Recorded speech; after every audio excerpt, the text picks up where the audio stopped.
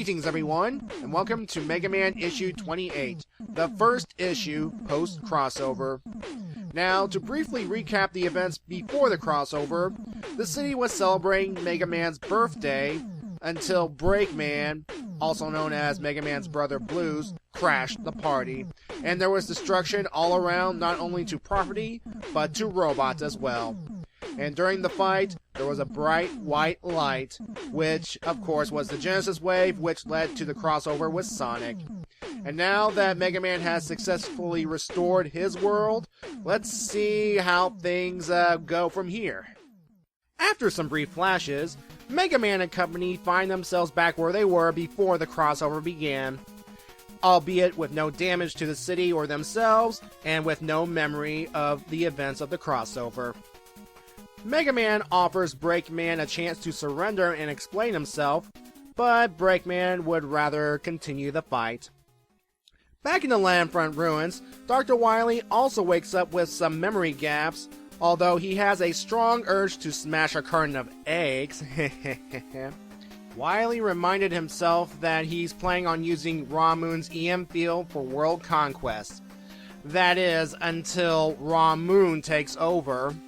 Yep, turns out he's been using the Doctor, and it decided to show him what Raw Moon is all about. Turns out, Raw Moon came to Earth 20,000 years ago and influenced humanity a little, and it wanted humanity to fight each other to the death.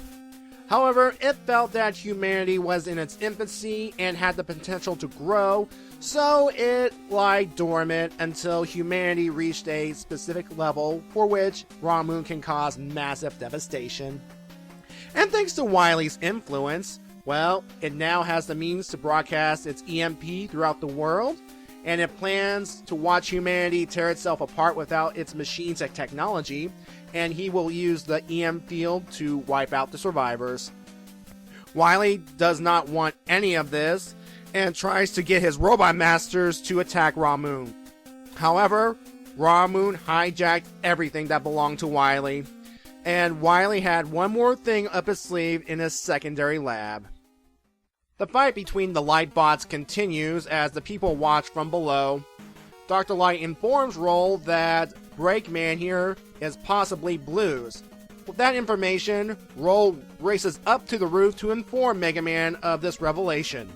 But before she can fully explain, oh no, you did not just do that, Breakman. No! No! No! And even Breakman is horrified as to what he's done. Even though it was an accident, no! Raw Moon begins to spread its EM field throughout the world. The Mega Man 2 and Mega Man 3 Robot Masters are unaffected because they are now working for Raw Moon. However, electronic equipment and all sorts of gadgets are shutting down. Some are humorous, others not as much. Oh my god, look at that! They're actually showing that! And the other Robot Masters throughout the world are, oh my. And oh boy. This is getting pretty dark. As Mega Man and company mourn for Roll and get ready to tear Breakman apart, they too are affected by the EM field, leaving Breakman on the roof to witness the chaos that's ensuing without electricity. Well, things got dark fast in more ways than one. But before we get to that, I'd like to mention that the characters in this issue do not remember the events of the crossover. I mean, there are some vague hints there with Wily having the urge to smash a carton of eggs and whatnot, but from their point of view, some weird flash of light just happened and disappeared and, well, they're fully healed. So, they will never know the sacrifice the Sega characters made to help them restore their world. And I think it's a bit tragic, don't you think? Okay, the story arc. Raw Moon. Yeah, turns out that Raw Moon was using Dr. Wily all along, and now it's poised to, well, destroy the world. Why? Well, because it's evil and it's a douche. Already, there are differences between Super Adventure Rockman the game and the comic adaptation coming up. First of all, the EM field. Well, Wily was actually able to successfully initiate the EM field to threaten the world in the game. And it was only until later on that Ramoon actually fully assumed control. In the comic, Ramoon assumed control immediately and just tossed Wily out like garbage. Well, not really tossed Wily out, decided to, toss him aside, as it were. And a second major change is Roll's involvement. Now, in the game, Roll fell victim to the EM field because, and this is what I've heard, it's because she is a girl robot. Sexism at its finest. Now, this is just what I've heard, and people, if you like to state what really happened, feel free to in the comments. I welcome it. However, in this comic adaptation here, Breakman, of all people, wounded her.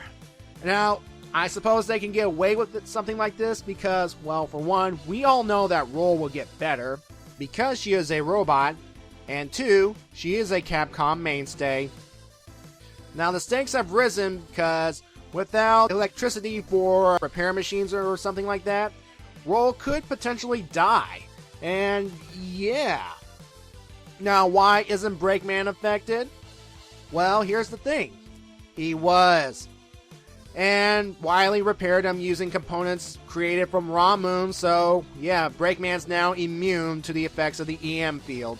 Now, I'm amazed that this book actually portrayed human death, or implied human death.